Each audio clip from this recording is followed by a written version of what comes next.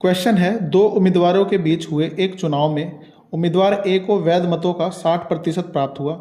यदि कुल मतों का 15% अवैध घोषित कर दिया गया और कुल 8000 मत पड़े तो उम्मीदवार बी को कुल कितने वैध मत प्राप्त हुए।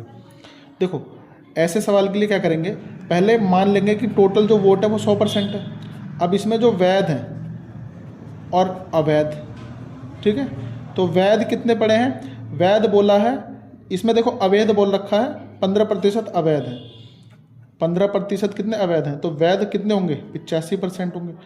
इसमें बोला है कि ए को वैध का 60% मिला है, तो अगर इसमें ए ले तो ए को ना इसका 85 का 60% मिला है, तो इसको कितने मिले होंगे, 51 मिलेंगे।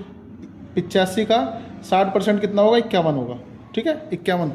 आगे तो बी को कितना मिलेगा, बी को भी तो इसी में से मिलेगा वैध का ही, तो 85 में से 51 माइनस करेंगे तो कितना आएगा, 34 आएगा, ठीक है।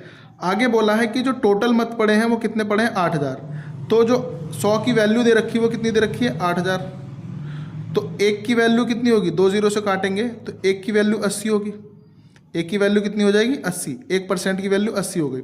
तो अब मुझे v की निकालना है, तो v का कितना दे रखा है, 34, तो 34 को मल्टीप्लाई किससे कर देंगे, 80 से, तो कितना हो जाएगा 0, 832 का 2 हासिल लगा 3, 8 3 24 और 3 27, तो 2720 टोटल वोट मिलेंगे किसको,